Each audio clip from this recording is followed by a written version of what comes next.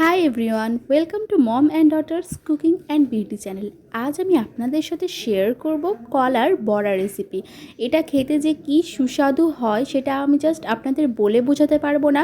যাদের বাড়িতে কলার গাছ আছে, আজকাল সবার বাড়িতেই প্রায় কলার গাছ আছে, তো এই ধরুন অনেক কলা বেশি হয়ে গেছে বা কলা অনেক বেশি পরিমাণে পেকে গেছে, বাচ্চারা এমনি কলা খেতে চায় না, তাদের জন্য বলছি এই রেসিপিটা একবার ট্রাই করে দেখুন।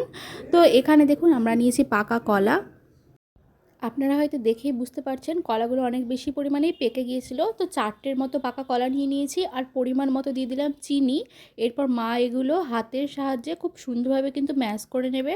আপনারা চাইলে কোনো ম্যাশার দিয়েও করতে পারেন, কিন্তু হাতের সাহায্যে করলে পারে বেশি বেটার হয় আর কি। আপনারা ভালো মতো বুঝতে পারবেন সেটা, যাতে একটুও গুটলি বেঁধে বা লাম্পস না থেকে যায় কলার মধ্যে। তো এইভাবে কিন্তু আপনারা কিন্তু করে নেবেন। এই কাজটা খুব ধীরে সুস্থে করবেন।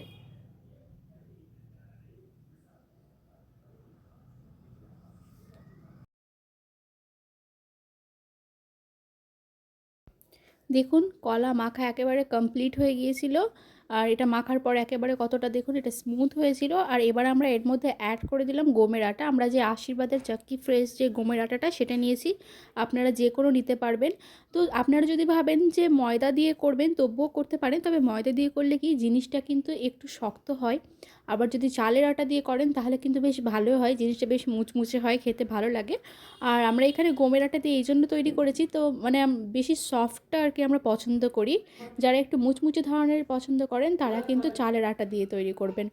তো দেখুন এবার আমরা এখানে দিয়ে দিলাম অল্প পরিমাণে কিন্তু লবণ।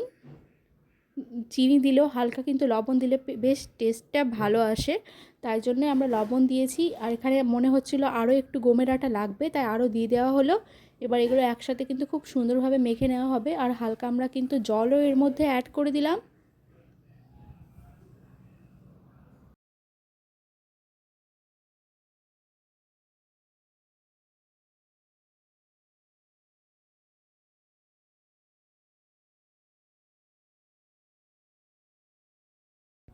এবার আমরা এর মধ্যে দিয়ে দিলাম অল্প পরিমাণে কিন্তু বেকিং পাউডার, এতে করে কিন্তু জিনিসটা বেশ সুন্দর ফুলবে আর এটা কিন্তু বেশ সফটও হবে। বেকিং সোডা না, আমরা বেকিং পাউডার দিয়েছি, ঠিক আছে? না সরি, বেকিং সোডা দিয়েছি আর কি। বেকিং পাউডারও আছে বাড়িতে, আপনারা চাইলে বেকিং সোডা বেকিং পাউডার দুটোই একসাথে দিতে পারেন, বাট আমরা শুধু বেকিং সোডাটাই দিলাম। তো দেখুন কলার যে বড়ার এই শেপটা আমরা হাতে করে নিয়ে দেখছি হয়ে গেছে। এবার এটা ভাজার পালা। কড়াইয়ে কিন্তু তেল গরম হয়ে গেলে সেখানে একে একে এই যে দেখুন বড়াগুলো কিভাবে দেওয়া হচ্ছে দেখছেন তো, হাতে একেবারে হালকা করে মুঠো করে নিয়ে এভাবে ছেড়ে দেওয়া হচ্ছে। অটোমেটিকলি খুব সুন্দর গোল একটা শেপ চলে আসবে। আর এটা কিন্তু একদম যখন তেলটা ভালো মতো গরম হয়ে যাবে তখন গ্যাসের ফ্লেমটা মিডিয়ামে রেখে তখনই আপনারা এগুলো ভাজবেন। খুব বেশি হাই রাখবেন না, তাহলে কিন্তু উপরগুলো পুড়ে যাবে আর ভিতরেরগুলো কাঁচা কাঁচা রয়ে যাবে। তো দেখুন এগুলো দেওয়া হয়ে গিয়েছে একে একে সবটাই। দেখুন সবটাই কি সুন্দর ফুলেছে ফুচকার মতো। তো এভাবে একে একে কিন্তু এগুলো ওল্টানো হচ্ছে। এবার কিন্তু দুই সাইড দিয়ে সুন্দরভাবে ভেজে নিলেই তৈরি হয়ে যাবে আমাদের স্পেশাল কলার বড়া। তো এই কলার বড়া কিন্তু দেখতে যেরকম সুন্দর হয়েছিল, খেতেও কিন্তু খুব সুন্দর হয়েছিল।